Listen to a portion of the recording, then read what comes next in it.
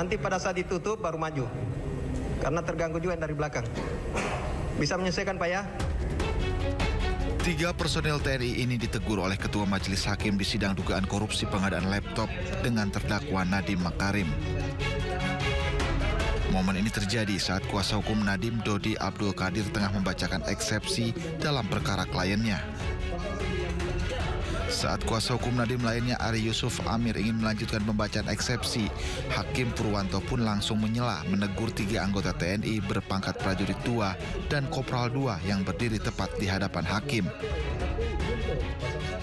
Purwanto meminta ketiga anggota TNI ini menyesuaikan posisi atau mundur ke bagian belakang. 3 anggota TNI ini sempat mundur beberapa langkah, namun Hakim tetap meminta ketiganya untuk lebih mundur agar tidak menghalangi pengunjung lain. Terkait kejadian ini, kuasa hukum Nadiem Makarim pun mengaku terkejut. Tadi kami juga kaget waktu Hakim itu memerintahkan ada berapa orang tentara ada di dalam ruang sidang. Jadi saya juga terkejut ya, kenapa ada tentara, apakah mungkin ada apa yang berakibat adanya keamanan asing ya.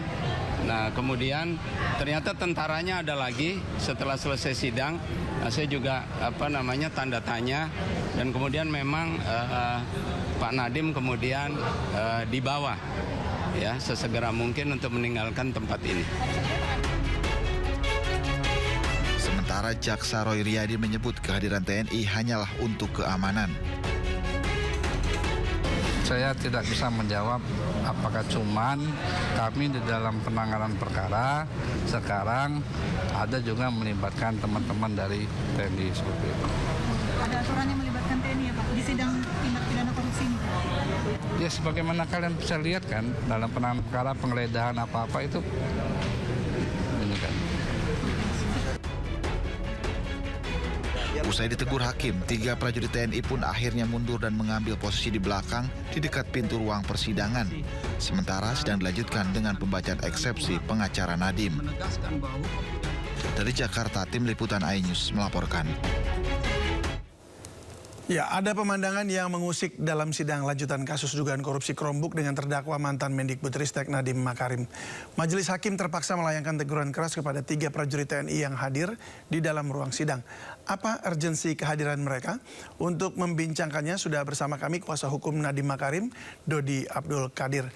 Selamat sore, Pak Dodi. Ya, selamat sore Pak David. Ya, terima kasih sudah bersedia hadir. Kami juga tadi telah mengundang Kapuspen TNI Brigjen Aulia Dwi Nasrullah dan Komisi Kejaksaan, namun tidak memberikan konfirmasi. Ya, baik Pak Dodi, itu ketika Anda tadi membacakan ada 3 tentara, itu siapa yang meminta kehadiran prajurit TNI ini Pak? Ya, justru kita juga heran kenapa ada kehadiran tentara di ruang persidangan, karena kalau kita melihat tugas daripada tentara ini kan diatur secara limitatif ya. Ada undang-undang itu, Undang-Undang Nomor 3 tahun 2005 tentang Tentara Nasional Indonesia. Buat tugas TNI itu adalah menegakkan kedaulatan negara dan mempertahankan wilayah Indonesia. Dan kalau kita lihat lagi pengaturan tugas pokoknya itu cuma 2. Satu adalah operasi militer untuk perang, dan yang kedua adalah operasi militer selain perang. Nah, di sana rinciannya itu adalah berkaitan dengan menghadapi separatisme, menghadapi teroris, menghadapi gangguan wilayah perbatasan. Dan semuanya itu harus dilakukan berdasarkan peraturan presiden. Nah, oleh karena itu kehadiran militer di persidangan itu tentunya memberikan suatu suasana yang berbeda, karena bisa diartikan lain, dan bahkan kemudian bisa saja kemudian secara psikologis bisa mengganggu pelaksanaan daripada kelancaran sidang. Baik, tapi itu umum nggak itu Pak Dodi? Maksudnya dalam sidang-sidang yang mungkin Anda hadiri sebelumnya, umum nggak ada TNI atau prajurit TNI di sana? Belum pernah ada, Pak. Selama sidang ini belum pernah ada.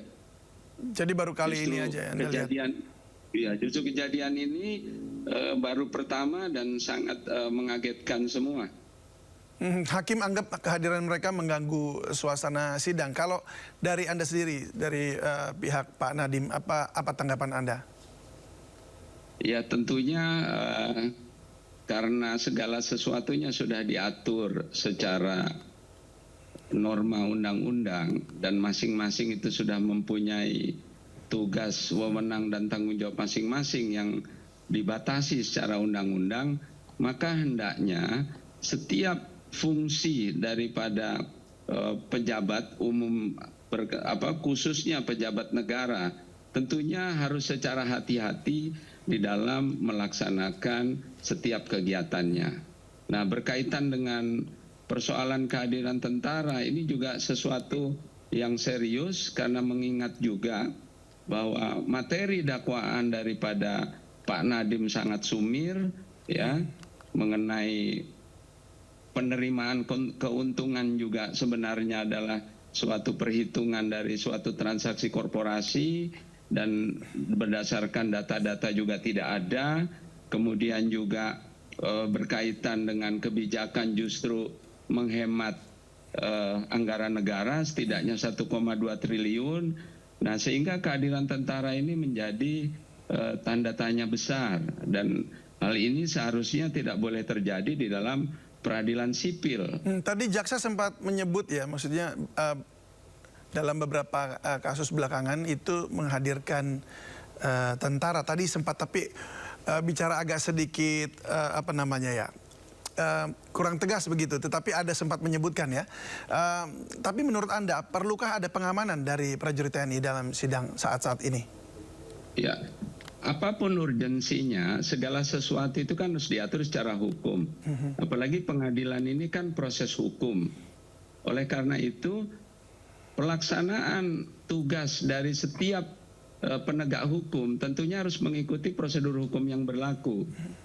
Undang-Undang TNI sudah secara tegas menyebutkan tugas daripada TNI. Sehingga apabila ada tugas-tugas di luar daripada apa yang diatur di dalam undang-undang, kan namanya pelanggaran undang-undang. Apalagi pengadilan ini adalah mengadili persoalan sipil, bukan mengadili persoalan militer.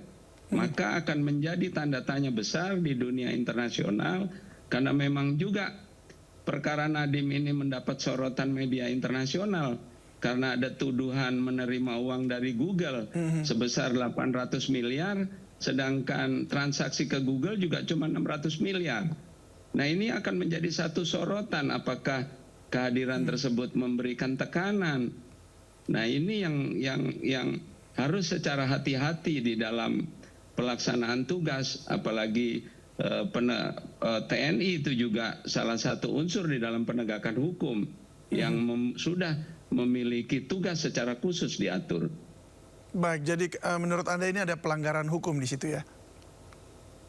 Kalau kita melihat pasal 7 Undang-Undang 3 tahun 2025, kan tidak ada di situ disebut bahwa TNI tugasnya melakukan pengamanan pengadilan sipil.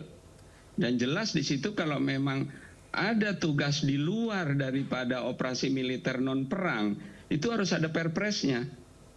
Nah, di mana perpresnya? Apakah ada perpres yang menugaskan prajurit-prajurit itu di dalam sidang? Menurut saya ini sesuatu yang serius karena ini bisa dinilai berbeda apabila dilihat dari internasional, apalagi berkaitan dengan hak asasi manusia. Saudara Nadiem ini kan belum dinyatakan bersalah tetapi sudah ditahan. Apalagi ini berkaitan dengan kepentingan yang kemarin disebutkan oleh Pak Nadiem bahwa dia harus melakukan perubahan di kementerian, di mana perubahan ini menyangkut adanya dua sistem. Satu, sistem Windows yang berbayar yang membutuhkan anggaran yang besar, kemudian Nadiem mengganti dengan Chrome OS yang gratis, yang sebenarnya menurunkan anggaran pemerintah di dalam program TIK. Baik, Pak, usai sidang tadi, kalau tidak salah Mas Nadiem juga tidak diizinkan untuk wawancara dengan media ya Pak. Apa alasannya Pak? Justru itu, ini kan menjadi rentetan kegiatan yang rentetan kebijakan atau rentetan perlakuan yang menunjukkan seakan-akan bisa diartikan sebagai tindakan represif, tindakan penekanan. Karena tidak ada larangan terdakwa itu untuk berbicara. Dan tadi waktu pulang itu memang dalam pengawalan TNI atau bagaimana yang Anda lihat? Saya udah nggak lihat karena keadaannya begitu chaos pada saat saudara Nadiem ingin memberikan penjelasan dari pertanyaan-pertanyaan yang diberikan dari wartawan. Ini juga sebenarnya kalau dilihat daripada undang-undang pers juga ini berkaitan dengan kebebasan pers. Ya. Karena pers berhak untuk mendapatkan informasi, berhak mendapatkan keterbukaan, publik berhak mendapatkan keterbukaan. Ya, jadi memang kita juga mengharapkan hal yang sama. Semoga nanti juga dari pihak Kapus Pen TNI juga bisa memberikan penjelasan dan pihak kejaksaan ya. Karena memang sampai sore ini juga kami belum mendapatkan reply dari mereka. Terima kasih Pak Dodi sudah berbagi bersama kami di Sindo Sore. Salam sehat selalu.